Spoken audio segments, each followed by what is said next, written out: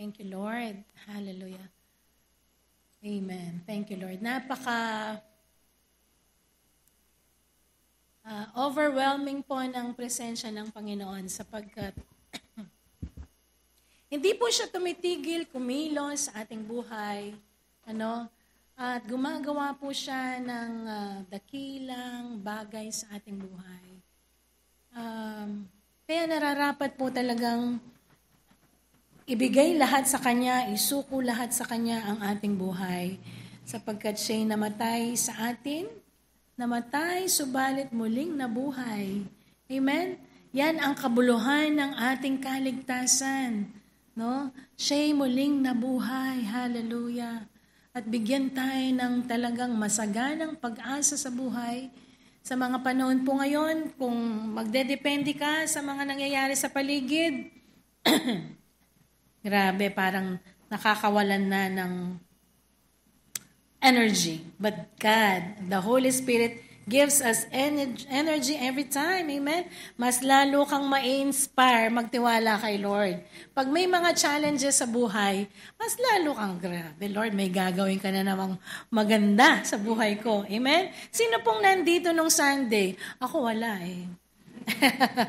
Okay? Pero grabe yung testimony doon sa ginawa ni Lord sa ating service sapagkat ang Holy Spirit nagpaparanas po talaga siya. Ayaw ng Panginoon na talagang ang buhay natin ay it's just a religious duty. Yung pumunta sa church, umuwi, yung parang, diba, yung dati nating nagbibigay ng time, yung obligasyon, no? At least nagawa ko na yung obligasyon ko, okay na. Sa akin na yung from Monday to Saturday and half day of Sunday. Ay, hindi pa, 2 hours lang naman pala, no? 1.5, okay?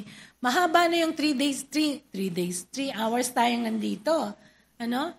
So, subalit, nais tayong dalhin ng Holy Spirit sa mas mataas na level ng pagkakilala sa ating Diyos. Mas mataas na level ng karanasan sa Holy Spirit. At hindi lang ilan, but tayong lahat. Amen? Magkaroon ng talagang apoy, ibang level ng karanasan sa Panginoon at mga bagay na nararanasan araw-araw. The power of God is always available for us every day. Every day. Nung Sunday po, natanggap ang kapangyarihan. Actually, nung tayo na born again, tinanggap natin si Jesus, nasa atin na yung Holy Spirit. Diba?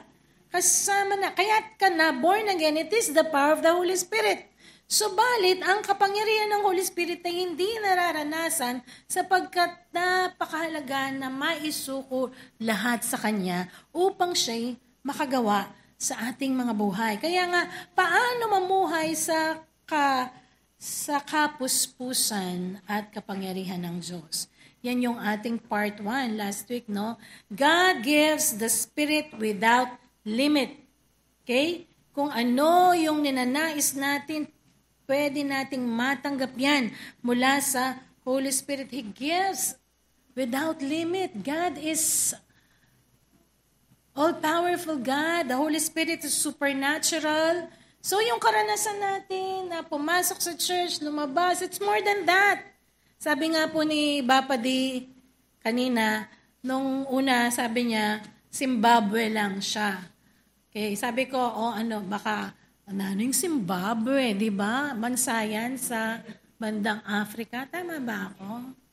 Hindi po siya nagpupunta ng Africa. Yung Zimbabwe, yung short natin sa Zimbabwe. Zimbabwe, di ba? Bigyan naman natin ng mas ibang karanasan yung ating sarili na hindi lang tayo nagsisimba, tapos wala na, ano ba? 'Di ba? Parang it's just part. Subalit, nais ng Diyos na lahat ng bahagi ng ating buhay ay magkaroon ng kalayaan. Okay? Paano makikita ang presensya at kapangyarihan ng banal na Espiritu sa buhay natin? Okay? Paano? Okay? Ang sabi doon sa Acts chapter 1 verse 2, but you shall receive power when the Holy Spirit comes on you. Power. Do you have the power? Yan, sa mga networking. Power! Yan, sa mga networking yan eh. Power! Good morning palaging. Good morning, good morning. Ayan yung kaisipan. Pero sa Panginoon, dapat ganun tayo. Amen? We have the supernatural power from the Holy Spirit. Hindi ka lang na-motivate ng kikita ka, kukomisyon ka, makakapag-recruit ka. Eventually, walay. Diba? Wala na, hanggang dun lang. Nawawalan ka pa rin ng power. But when we trust the power of the Holy Spirit, siya yung nagpuno sa atin, Talagang kakaiba yung power na mararanasan natin mula sa kanya. Nais, ihayag ng Diyos ang kanyang presensya at kapangyarihan sa pamamagitan natin sa kanyang iglesia o church. Pag sinabi nating iglesia, tayo po yun. Church ang ibig sabihin nun. Yung kapulungan ng mga mananampalataya, yan ang tinatawag na iglesia, ecclesia, or church. Okay? So pag sinasabi po natin ditong iglesia, hindi po yung tusok-tusok, yung tayo po yun, no? Yung church, tayo yung church, hindi lang yung building na ito. Kapag ating sinasabi na presensya at kapangyarihan ng Diyos, hindi lang tinutuko yung personal na karanasan sa banal na Espiritu Santo. Okay? Kung hindi sa tuwing tayo'y magkakatipon, mararanasan natin yung kakaibang presensya at kapangyarihan ng Diyos. Nung nakarang Sunday, have you experienced the power and the presence of God? Matindi yung ginawa ni Lord, nag-share kami ni Majo nung Sunday. Grabe, napaka-excited ni Majo. Excited din ako. Yung ginagawa ni Lord, sa church. Actually, sabi ko nga kanina, na-share ko yung aking personal. Nagkaroon ako ng personal experience with the Holy Spirit sa muling pagkakataon, after the Mother's Day, nag-start na pong mag-preach si Bishop about the Holy Spirit. Okay? At doon doon mismo, nung Sunday mismo doon sa Magalang, habang nagpe-pray ako, Lord, sabi ko gano'n, man yung mga bagay sa buhay ko na hindi naging tama, hindi ko na matandaan, man yun, talagang sinesearch ko yung heart ko eh. Kasi minsan di mo na matandaan kung ano yung mga sinabi mo, hindi nakaganda sa iba. Lord, reveal mo na meron pala akong ginawa or sinabi, nakasakit sa iba, Lord, patawarin, etc., etc. Nandun lang ako, nakaluhod lang ako. Okay? And then, habang nagpipray akong ganun, yung puso ko nanginginig. Nanginginig. Lord, sabi ko, gagalgal na yung puso ko. Nanginginig ako, yung parang nakukuryente yung puso ko. Lord, parang hindi ako makahinga. Lord, ano to? Habang Lord, nanay ni Lord. Tapos yung buong dito, yung hanggang sa yung ulo ko, talagang parang siguro yun? Weird. Basta naranasan ko yun. Nakuryente ako from here to there. No? And that day, talagang iba yung pakiramdam ng katawan ko. Yung laman ko parang nalalaglag. Hindi maganda. Sabi ni Bishop, mag-preach ka sa Mabalacat. Sabi ko, not today. Kasi very good talaga yung pakiramdam ko. And to make the long story short, talagang after that, lahat ng masakit sa katawan ko, I feel good. Diba? I really felt energy, yung strength ni Lord, yung katawan ko na nanginginig, o yung parang nalalaglag, kasi talagang pagod po kami, Pagpasok ng April, pagod po talaga kami. Sabi ko, Lord, thank you, Lord. The next day, nagising ako ng 3 a.m., nagpray ako, grabe yung presence ni Lord, talagang personal, my personal experience din. May ginawa si Lord sa akin, yung masakit ko dito, nagkaroon ako ng sciatic nerve pain. Nararamdaman ko pa rin yung, pag nag-stretching po kasi ako para ma-heal po yun, Pag ini-stretch ko dito pa side, nararamdaman ko, nandito pa rin. Tapos, pag nakaupo ako sa sasakyan, mas sumasakit yung dito ko. Talagang minsan namamanhid. But, grabe, nung talagang sobrang sakit. But, God healed me. Pero yung small pain na yun, constant na doon.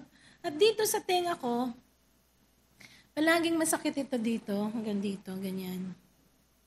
At yung tenga kong ito, pag hinawakan ko to pababa, masakit siya. Sakit. Sabi ko, ano kaya to? So, nagplan na ako, magpa-check up ako, ano bang nangyayari.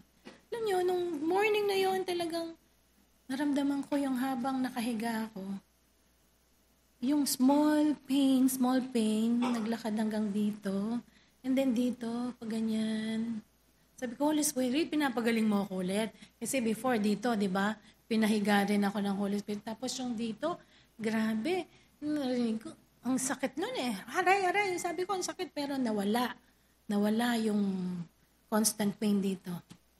To make that long story short. Masakit ito, di ba? Pag ginaganyan ko, masakit. Wala nang sakit.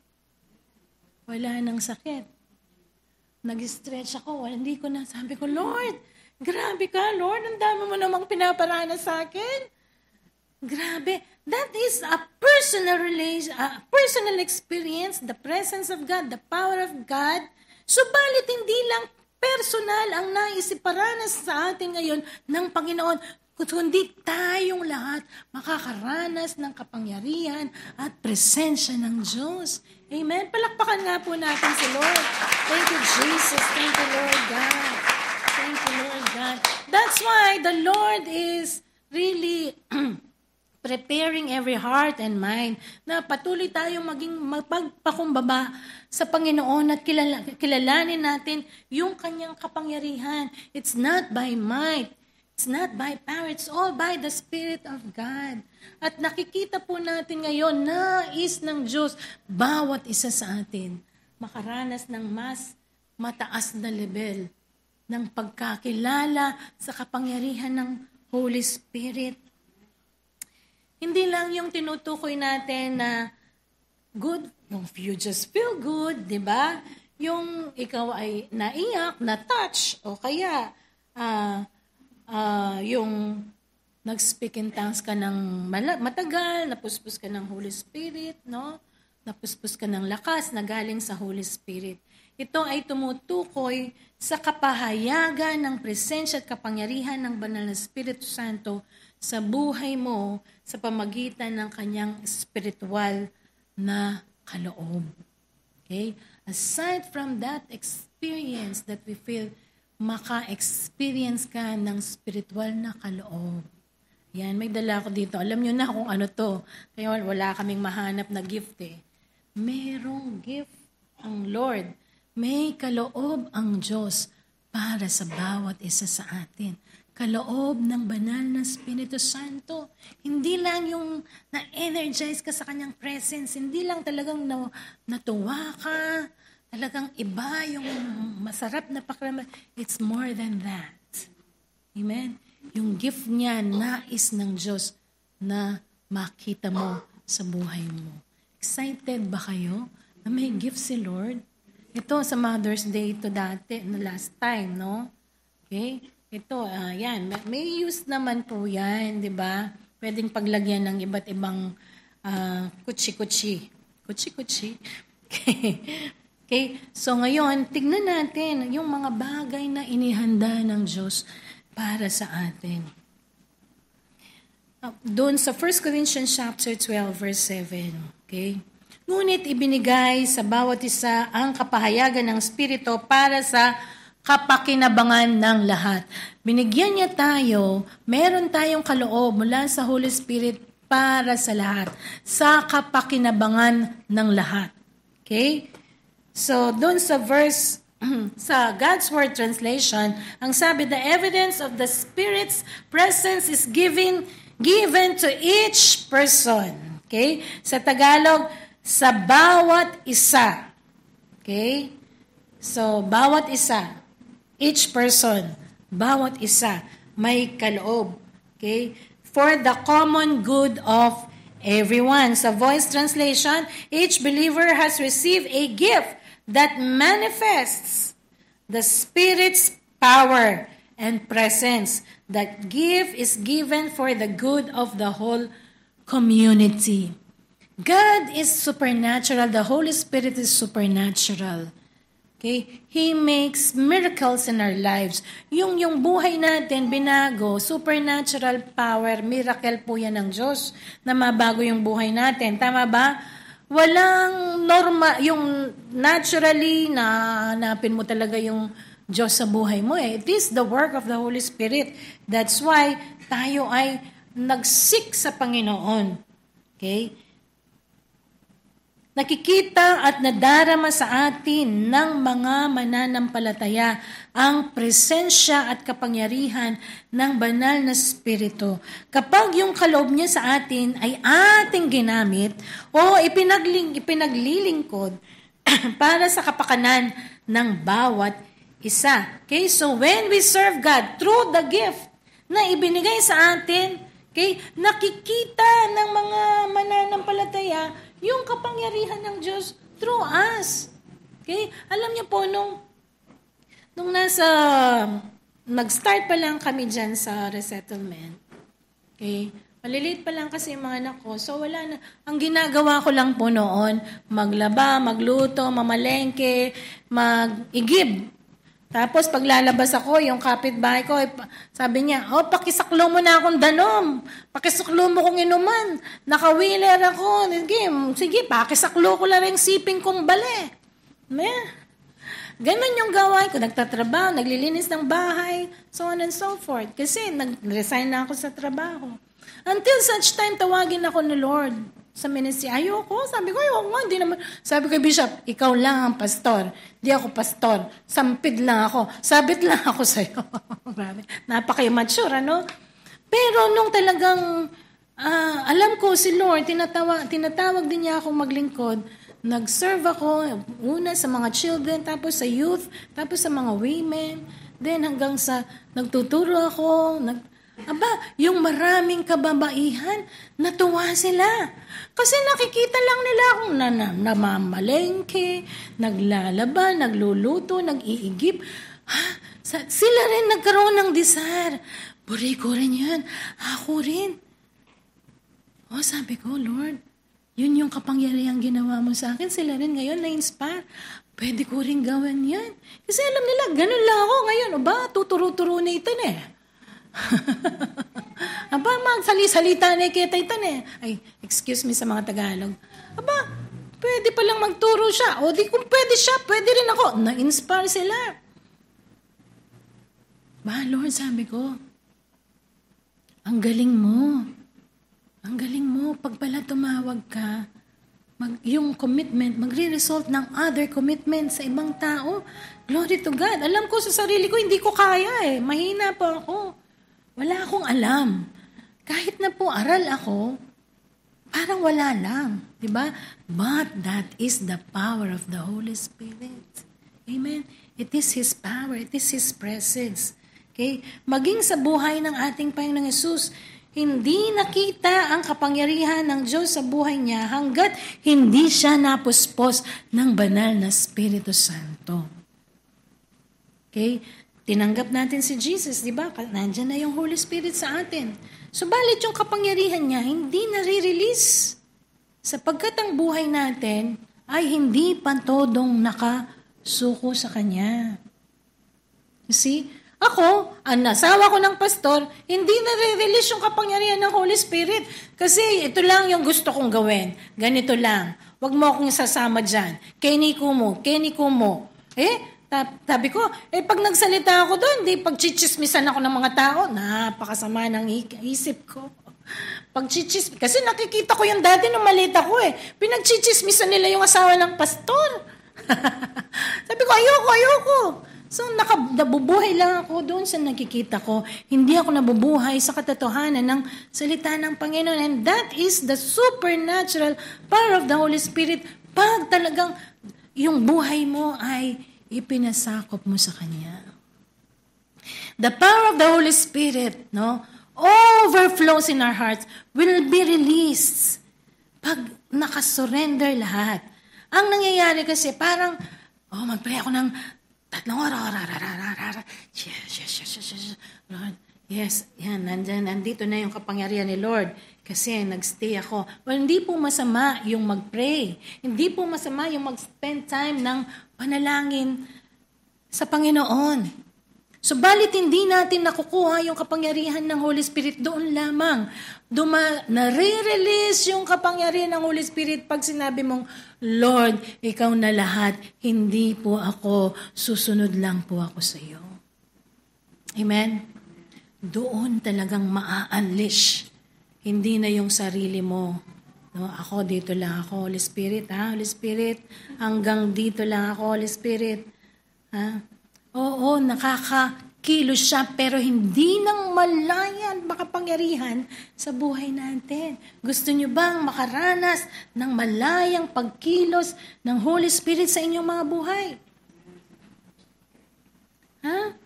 Sabi ng iba, hindi, ganito, okay na kami dito. Ikaw na lang. Ikaw na lang po. Okay na kami. No? Aba, ayaw ni Lord na tayo Zimbabwe lang. Sapagkat yung kapangyarihan niya, grabe, naghihintay upang kung ano ang magawa ng Diyos sa buhay natin at makaranas din yung ibang tao. Diba? Pag may nagte-testimony, anong nafe-feel mo? Ay, galing, gusto ko rin yun. Tama ba? At yan ang nais ng Diyos na talagang magnasa po tayong maranasan ang kanyang kapangyarihan. So Jesus Himself, no, nakagawa po siya ng series of signs, wonders, and miracles. 30 years old, he's just a common man. Pagka 30 years old niya, doon niya naranasan yung pagbaba ng Santong Espiritu. And after that, his baptism with John and baptism with the Holy Spirit, siya'y lumabas na, nangaral, nagpagaling ng mga may sakit at gumawa, pagpapalayas ng demonyo at iba't ibang uri ng kababalaghan. Kaya nga yung Holy Spirit na yan, na kay Jesus, sa atin din po. Hallelujah! Naniniwala ba tayo? Alam nyo, huwag nating hayaan na sa isip natin, nandun yung iba't ibang, hindi na yan totoo. Sabi ng wala nang ganyan eh. Okay? Ang sabi ng Corinthians chapter 5, no, yung may spirito ng lambong o yung pagkatakip sa ating isip at spiritual na paningin. Kaya nga minsan, yung salita ng Diyos, parang di mo na lubusang makita o maunawaan na mangyayari talaga yon. No? Kaya nga, kailangan tanggalin natin yung mga takip sa ating spiritual na paningin at sa ating isip upang matanggap natin at makita natin yung mahimalang pagkilos, yung makapangyarihang pagkilos ng banal na spirito sa ating buhay at sa ating church. Amen. Tayo po'y manalangin. Panginoon, nagpapakumbaba po kami sa umagang ito. Anumang uri ng takip sa aming isip, sa aming spiritual na paningin, ay aming tinatanggal, sinasaway sa pangalan ni Jesus. Holy Spirit, empower and illumine our minds, illumine our spiritual eyes, upang matanggap at maunawaan namin ang iyong dakilang plano sa aming mga buhay. Lubusan po kaming nagpapakumbaba, Panginoon. Ang kapangyarihan mo lang, Holy Spirit, ang siyang kailangan po namin upang maipalaganap ang iyong kabutihan sa mundong ito. We thank you, Father. We welcome your power in our lives, and your power be released. In Jesus' name, amen. Amen. Okay? Every time, whenever you read the Word of God, pray to the Lord na, Lord, clear my mind. Lord, tanggalin. Upang kasi, babang binabasa mo, parang normal lang. Pero pag nakabukas yung spiritual eyes mo and understanding, grabe yung nakikita mong kapangyarihan ng Panginoon. Amen? The revelation of the Word of God. At ito ang nais ng Holy Spirit na maranasan po natin ngayon. Bilang katawan o iglesia ng Panginoong Hesus, ito ang dapat makita sa atin, ang kapangyarihan at presensya ng Diyos, hindi ang ating kahinaan. Amen? Amen? Oo, dumadaan tayo na nakikita natin yung kahinaan natin. Subalit, pag in-acknowledge natin yung power ng Holy Spirit, pwedeng palakasin ng Holy Spirit yung kahinaan na yan. Amen? Nagkakaroon tayo ng mas malakas, matinding discernment and conviction towards sin. Hindi, yung limitations sa isip natin nawawala. Yung, hindi ka kaya, pwede, hindi.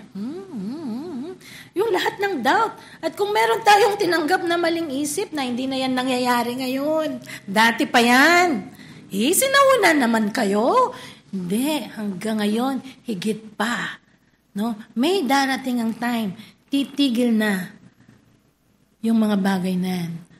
Sa panahon na ginanap na ni Jesus yung plano niya sa mundo o plano niya sa buhay po natin. Subalit ngayon, through us, nagaganap ang plano ng Diyos. Amen? Amen. Hallelujah. 1 Corinthians chapter 6 verse 19, hindi ba ninyo alam na ang inyong katawan ay templo ng Espiritu Santo na nasa inyo na ipinagkaloob ng Diyos sa inyo? Okay? Sinong nakatanggap ng Holy Spirit? Amen. So, ngayon, templo tayo ng Holy Spirit. Okay? Sa ipinagkaloob ng Diyos sa inyo. Hindi ninyo pag-aari ang inyong katawan. Huh? We are the temple of the Holy Spirit. Kaya nga, pag mayroong mga maling bagay, kaisipan, nararamdaman natin, nalulungkot ang Holy Spirit. Diba? Kasi yung katawan natin belongs to the Lord. Temple of the Holy Spirit. Diba? Pag hindi ka nakapagsimba, hindi ka, kulang. Hindi ka nakapag-break, kulang. Nawawalan ka ng energy, ng power from the Holy Spirit. Kaya, we submit our lives to the Lord. You see, napakabuti ng Diyos. Bakit? Binigyan ka niyang buhay. Binigyan ka ng lakas. At meron pa siyang magandang plano sa buhay natin. At nais pa niyang iparana sa atin ang kanyang kapangyarihan. Diba? So God is really so good. Kung paanong sa katawan ng Panginoong Hesus ay naparangalan ng Ama sa ating katawan, dapat maparangalan din naman ang ating Panginoong Hesus. Bakit kailangan maparangalan ng Panginoong Hesus sa buhay natin? Kasi tayo ngayon ay kanyang katawan. Okay? Kabahagi tayong lahat sa katawan ng ating Panginoon. Magkaroon tayo dapat ng bagong kaisipan, new mindset. Bilang mga tinawag ng Diyos, isipin mo na ikaw ay bahagi ng church at hindi ka nakahiwalay na individual. Okay, we are connected with one another. Kahit na ikaw ay reserved, hindi ka man nakikipag-usap, hindi ka man nakikipagkilala, isipin mo, bahagi ka ng katawan ni Kristo dito sa lugar na ito. Amen? Kabahagi po tayo. Kaya nga, bakit hindi natin paglingkuran ang bawat isa? Katawan tayo ni Kristo. Diba? Sa una, syempre, hindi mo pa masyadong kilala ba? Next time, ito, kakausapin ko itong katabi ko na to. Kasi kabahagi ako ng buhay niya. And we, Christ in Your Church, belongs to the universal body of Christ. Yung kapulungan ng mga churches na sumasamba kay Jesus. Amen? Kaya ang JIL, CCF, VCF, yan ay kabahagi lahat ng body of Christ. The universal body of Christ. Okay? Nandyan pa po ba kayo? Gising naman po ba kayo? Ay, gising naman. Salamat po. 4 na bagay na dapat nating gawin na inuutos ng salita ng Diyos para makita sa atin ang presensya at kapangyarihan ng banal na Espiritu Santo. Exciting po ba na meron kang gift from the Holy Spirit? Diba? Ay, ano kaya yung ating gift? So we have to know. Okay, number 1, we need to desire. Sinabi ng Bible na bawat isa'y may kaloob mula sa Espiritu. Diba? Binasa natin yan. Bawat isa. So, kasama tayo lahat. Kasi ikaw yung isa, ikaw din yung isa, ikaw din yung isa. Bawat isa. Diba? So, ano yun? Desire. Okay? Hangarin mo ang mga ito. 1 Corinthians chapter 14 verse 1, pakamithiin ninyo ang pag-ibig. Okay? Hangarin ninyo ang mga kaloob na spiritual, lalong-lalo na ang makapagsalita ng mensahe mula sa Diyos. Yan po ay kaloob. Yan po ay specific kong kaloob na hiningi po ni Bishop nung siya ay mabuspos ng Holy Spirit. Naikwento na po niya yan sa atin, ano? Yun yung, kasi daw, every time na buksan niya yung Bible niya, ito yung nakikita niya. 1 Corinthians chapter 14 verse 1. So, ang ginawa niya, pinag-aralan niya yung mga kaloob ng banal na Espiritu Santo. At doon sa mga kaloob na yon, ito yung dinisar niya, yung makapagsalita ng mensaheng mula sa Diyos. At nakita po natin sa buhay niya, yun yung in-empower ng Diyos. Nilagay ng Holy Spirit yun sa kanyang isip, sa kanyang puso, sapagkat yun ang kaloob na ibinigay ng Diyos sa kanya. At sa tuwing siya'y mangaral ng salita ng Diyos, napagpapala po tayo. Nagkakaroon tayo ng kalayaan doon sa ating mga maling kaisipan, sapagkat yan po ay kaloob na ibinigay sa Kanya. It is love that you should strive for. Set your hearts on spiritual gifts, especially the gift of proclaiming God's message. Sabi, set your hearts on spiritual things. Itoon naman po natin ngayon yung ating paningin, ang ating puso sa mga spiritual na bagay. Okay? Siguro for 1.5 hour, nakakapag-focus tayo about spiritual things because we talk about the Bible, the Word of God. We talk about prayer. But after na tayo ay umalis dito, saan pa nakaset yung ating kaisipan, yung ating puso? To the things of the world. Tama ba? Kasi yan yung ginagawa natin. But kahit na tayo ay nasa labas na, nasa trabaho, nasa bahay na, pwede pa rin nating i-focus yung ating puso doon sa nais sa atin ng Holy Spirit. Amen? Kaya nga palaging isa puso, isa isip na meron tayong kaloob mula sa Panginoon. Pangalawa, discover your spiritual gifts. So gusto ko yung meron akong spiritual gifts. Lord, bigyan mo ako. I-reveal mo, discover. Alamin mo. Tuklasin at unawain kung ano ang tinanggap mong kaloob mula sa banal na Espiritu.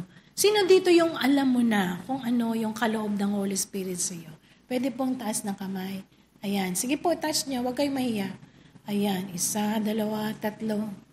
3, 4, 5. Ayan. Diba? Salamat sa Panginoon na reveal na sa atin yung ating spiritual na kaloob. Salamat sa Diyos. At nakakapaglingkod tayo sa pamagitan ng kaloob na ito. As per sa bawat isa, gusto niyo po bang alamin kung ano ang kaloob ng Holy Spirit sa inyo? Amen. Amen po. Baka naman. Wag na, baka naman. Baka hindi lang ako Sunday punta dito. Baka papuntahin niyo pa akong Thursday. Tapos may pa, Saturday. Di po, ang Holy Spirit po ang mangungusap sa inyo. Hindi ka ba masaya na yung nilagay ng Diyos ay nakita mo at magamit mo para sa kanyang kalwalatian? Tama ba? Hindi lang pala ako taga-kinig dito, taga-upo, Amen. Meron pa rin pala akong pwedeng gawin. Okay? 1 Corinthians chapter 12. Ngayon, mga kapatid, hindi ko nais na wala kayong alam tungkol sa kaloob na spiritual.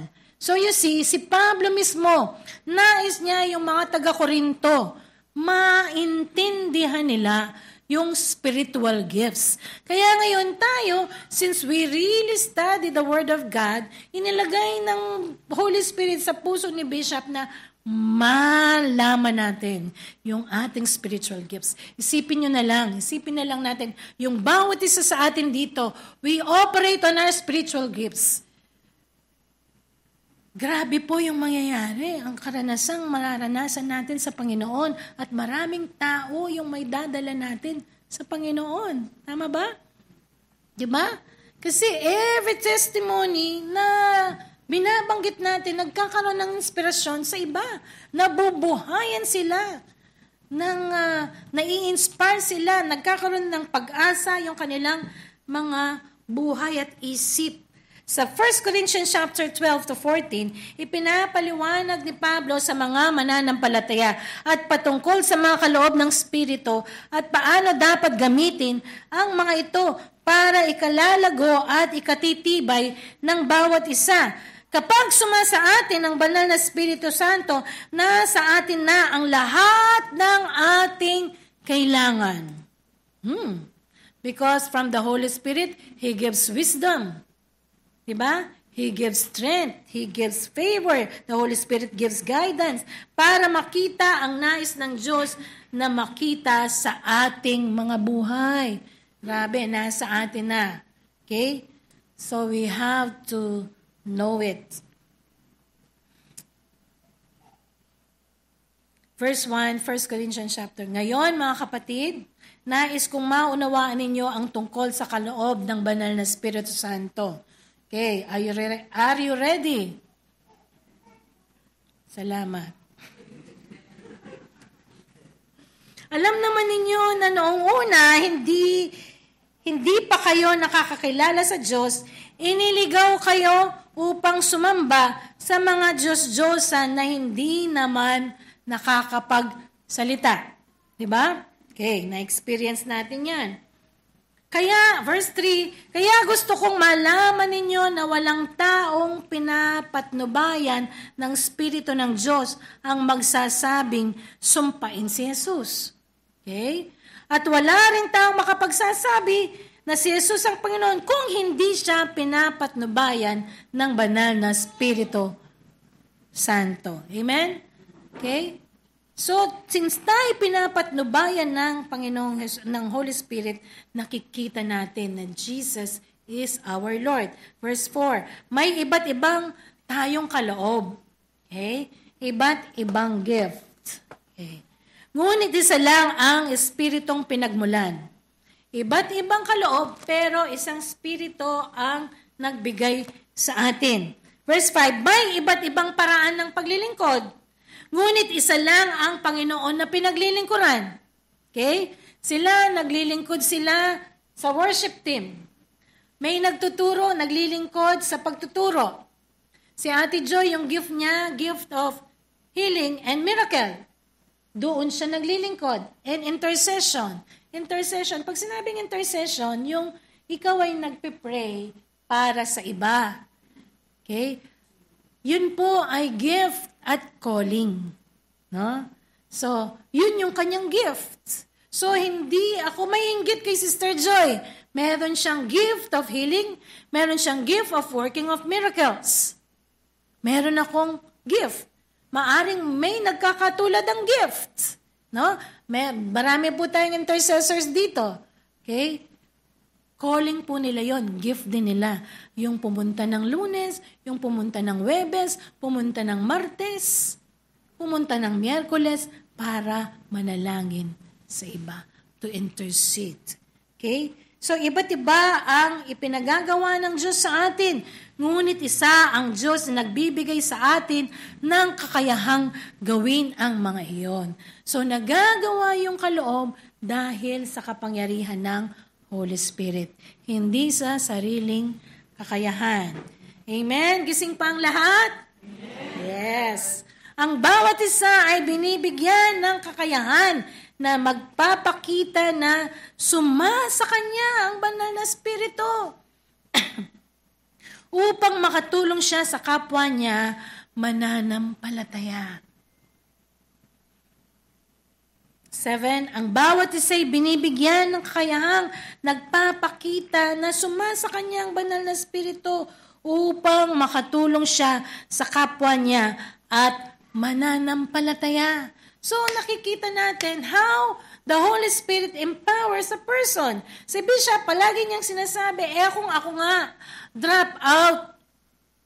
Dating construction worker, dating tagapagtrabaho ng Pasodeco. Yung mga tao, hindi papansinin yung construction worker. Ba't makikinig sa construction worker? Ba't makikinig sa drop out?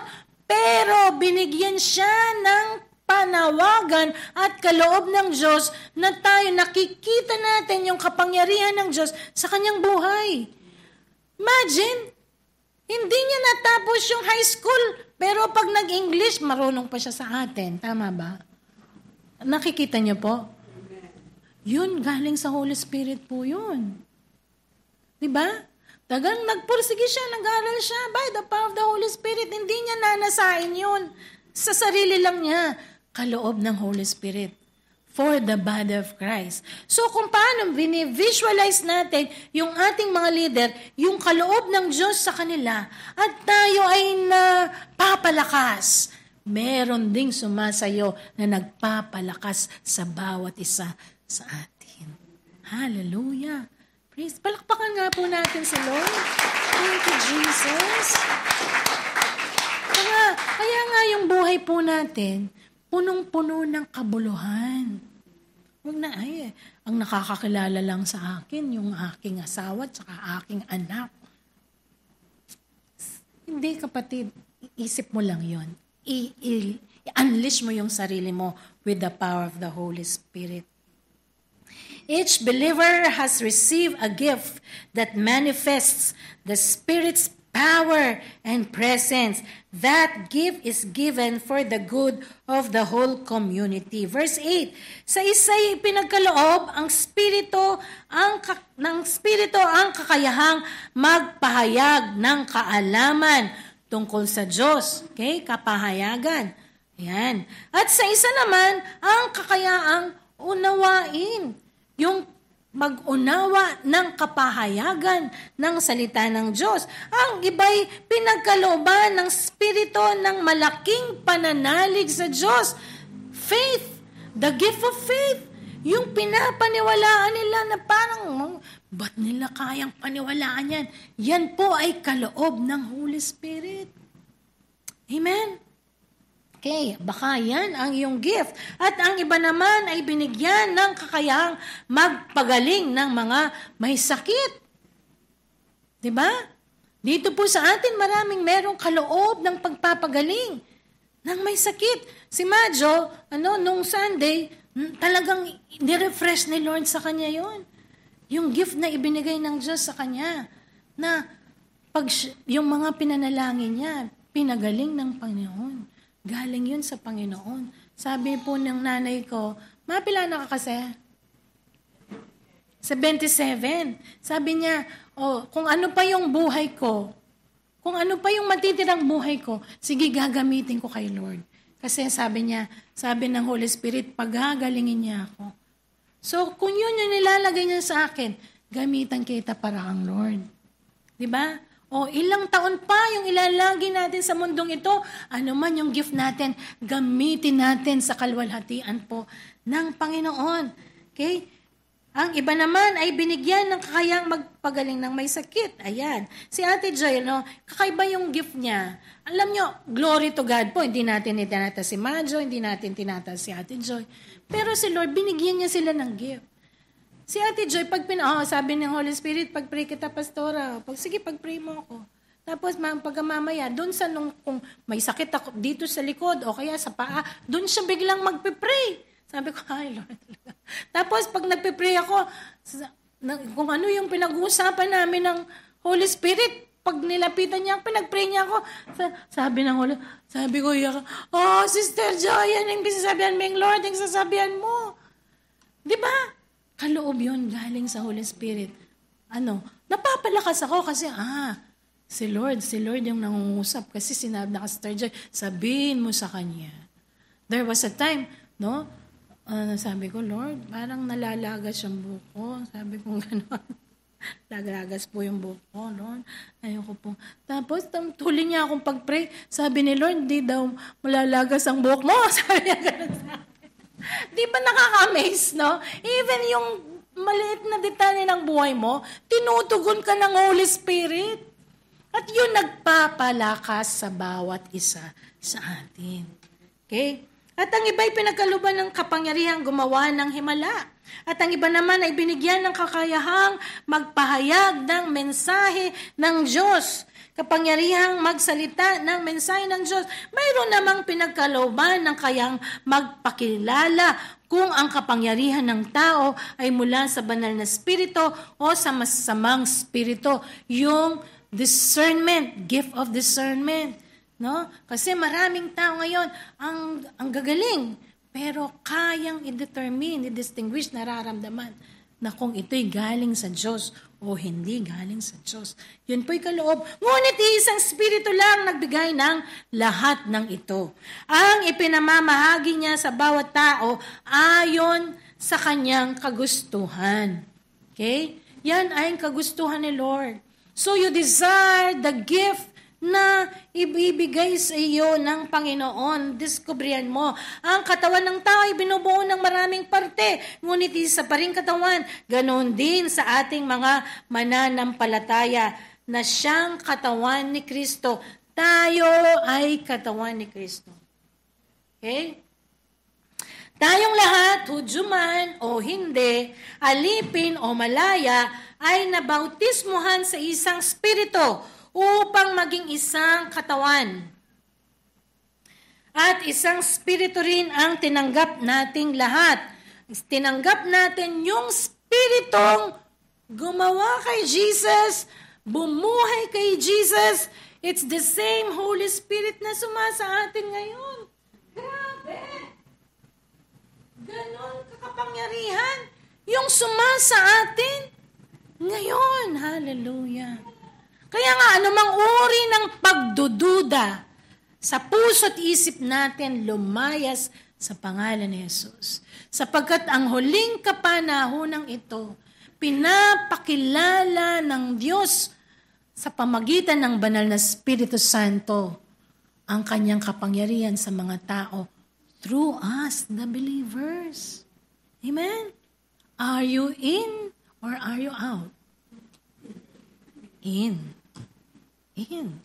Man, just let the Holy Spirit just do it. Guide me, lead me. Empower tayo ng Holy Spirit. At ang katawan ay binubuo ng maraming parte at hindi ng isang parte lamang. Okay, verse 15. Kung sasabihin ng paa, dahil hindi ako kamay, hindi ako parte ng katawan. Hindi ito nangangahulugang hindi siya parte ng katawan. At kung sabihin naman ng tenga, dahil hindi ako mata, hindi ako parte ng katawan. Hindi rin ito nangangahulugang hindi siya parte ng katawan. At dahil kung ang buong katawan ay puro mata, anong itsura? Pinya. Pinya. At kung ang katawan ay puno ng tenga, parang mas maganda na lang yung mata, no? Paano makakamoy? Di ba? Ngunit, nilikha ng Diyos ang ating katawan na may iba't ibang parte ayon sa kanyang wangis. Kung ang katawan ay binubuo lamang ng isang parte, matatawag ba itong katawan? Kung ang katawan ay binubuo lamang ng nakadalawa. Ang totoo'y ang katawan ay binubuo ng maraming parte. Ngunit iisang katawan lamang ito. Okay? Ano ba? Eyes, ears. Nanitang kantada rin, anak? Ay, pobre mo na makaba niya kay oras ko. Kaya hindi maaring sabihin ng mata sa kamay, hindi kita kailangan. At hindi rin masasabi ng ulo sa paa, hindi kita kailangan. Ang totoo, ang mga parte ng katawan ay parang mahina, ang siya pang kailangan. Ano sa palagay nyo? Ang parte ng katawan nyo na hindi talaga kailangan.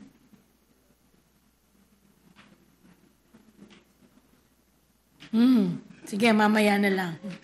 Ang parte ng katawan na sa tingin natin hindi gaanong mahalaga, okay, ay inalaalagaan nating mabuti.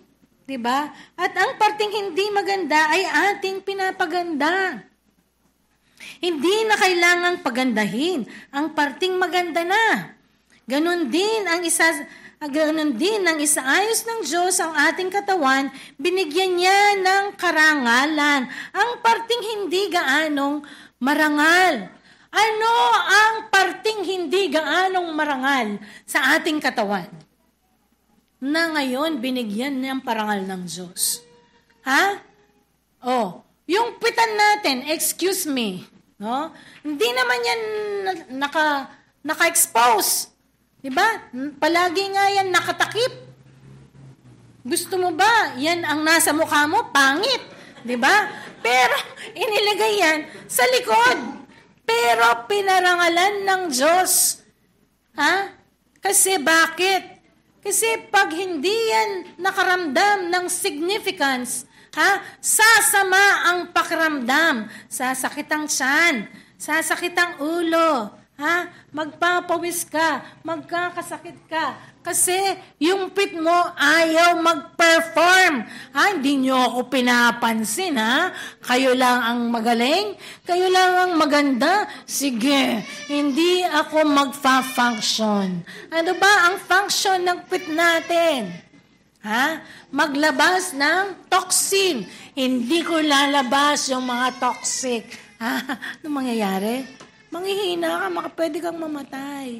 So, lahat importante. Tama ba? Lahat pinangaalagaan. Lahat talagang binibigyan ng pansin. Tama po ba? Ganyan ang pagkaayos ng Diyos. Upang hindi magkaroon ng pagkahati-hati, kundi magmamalasakit sa isa't isa. So, bawat bahagi may kabuluhan para hindi magkahati-hati. Hindi sasabihin ng ulo, tayong nasa ulo, wala tayong pakialam sa katawan. Bahala sila sa buhay nila.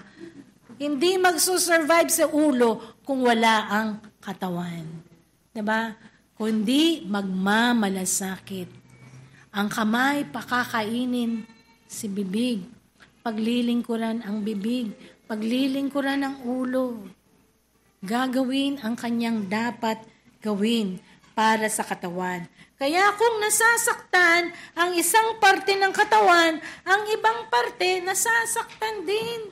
At kung ang isang parte pinaparangalan, ang ibang parte natutuwa rin.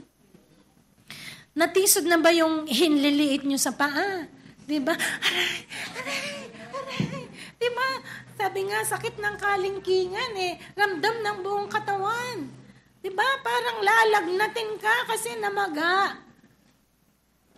At kung sinabi naman ng tao, ang ganda ng mata mo. Diba? Syempre yung buong katawan masaya. Kasi bahagi sa lahat. Bahagi ng buong katawan, yung mata. Tama ba? Hindi sasabihin nung kamay, kaya naman sabihan na, something na rin gamat mo. Okay? So, yun yung pagkaayos ng Diyos. No? We complement each other.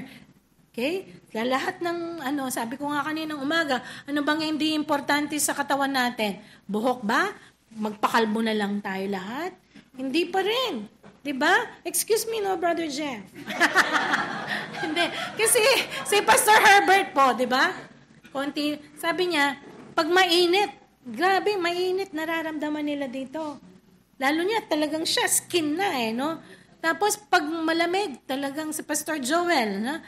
Sabi niya, pasensya ka na bro, kasi matindi yung lamig sa, alis ako dyan. Sabi niya, kasi yung aircon, matinding nararamdaman ng ulo ko yung lamig. Di, ibig sabihin, importante pa rin yung buhok. Kaya lang, no choice lang. Minsan yung iba. No? Na, okay, yeah. What do I mean? Lahat importante. Diba? Lahat significant. At kayong lahat na bumubuo ng katawan ni Kristo at ang bawat isa'y parte ng kanyang katawan. At sa katawang ito, walang iba kundi ang iglesia. Naglagay ang Diyos ng mga sumusunod. Una, mga apostol. Ito yung bahagi ng katawan ni Kristo. No? Mga apostol. Pangalawa, mga propeta. Pangatlo, mga guro. Teachers. Naglagay din siya ng mga gumagawa ng himala. Mga nagpapagaling ng may sakit, mga matulungin o yung mga tumutulong, help, mga tagapangasiwa, administrator, yan, Star Carol, administrator, gift po yan, mga tagasalita ng iba't ibang wika na hindi natututunan. Alam naman natin na hindi lahat ay apostol, hindi lahat ay propeta o guro, hindi lahat ay makapangyarihang gumagawa ng himala. Okay? Magpagaling ng mga may sakit, makapagsalita ng iba't ibang wika na hindi nila natutunan o makapagpaliwanag nito. Ngunit sikapin nating makamtan ang mas mahalagang kaloob at gayon ay ituturo ko sa inyo ang pinakamabuti sa lahat. Ang sabi focus on spiritual gifts. Alamin natin. Okay? So, be excited in knowing, Lord, ano po ba yung kaloob mo sa akin?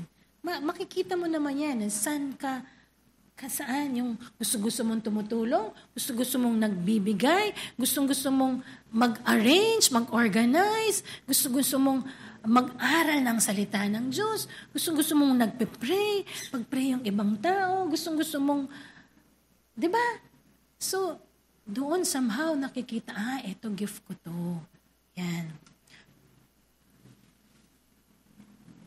And number 3, develop. Pag nakita mo na-discover mo na, develop. Linangin. Paunlarin mo at huwag mong pabayaan. Gift yan. Halimbawa, binigyan kita ng gift. No?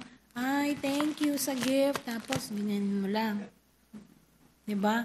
Anong mararamdaman ko yung gift ko? Ayaw niya. Gusto ng Holy Spirit, gamitin natin yung ating gift. Amen? Gamitin natin. Huwag mong pabayaan. 1 Timothy chapter 4 verse 14, huwag mong pabayaan ang kaloob sa iyo ng banal na Espiritu ayon sa inihayag ng mga namumuno sa iglesia nang ipatong nila ang kamay nila sa inyo.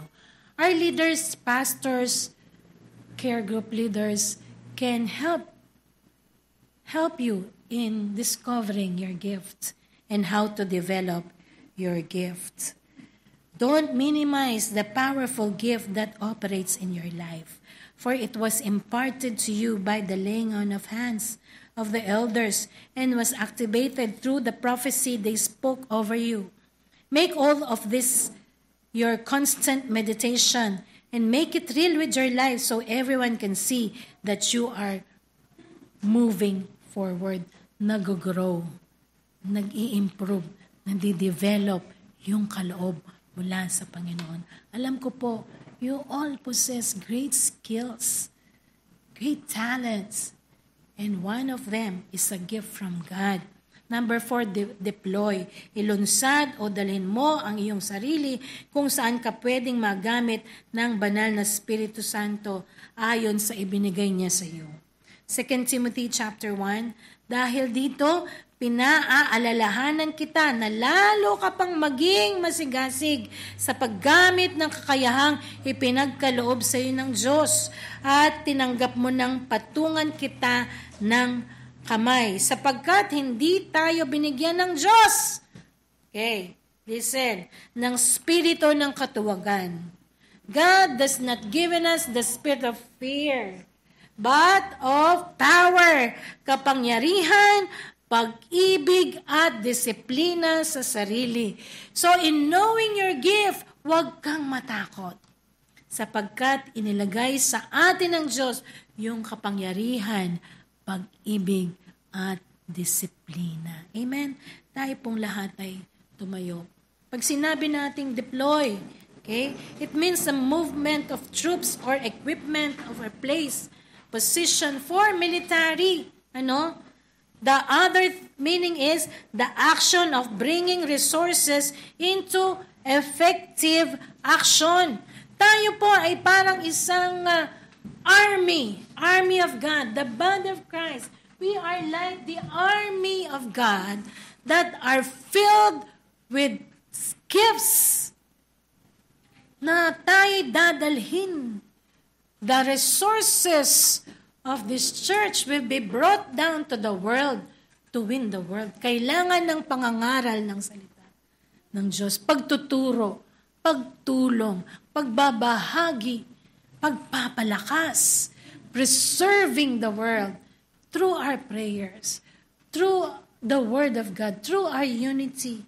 Amen? Hindi ito ay dapat passive o nakatingin lang sa mga nangyayari at walang ginagawa. Okay? Yung mga nakatingin lang, walang ginagawa, nakikita yung mali, pwede, quality control. No? Kung merong taga-quality control dito, welcome po. Para mas lalong umayos yung ating sambahan. Amen? Yung ating gawain. Diba? Gift din po yun yung nakikita mo kung ano yung dapat. Sa maayos na kaparaanan. Dapat tayong kumilos at maging bahagi ng solusyon. Hindi lang tayo nakatingin. Kung ano yung nakikita natin, kailangan pa nito. Kabahagi tayo sa solusyon. For the glory of God. Amen? Tayo po'y manalangin.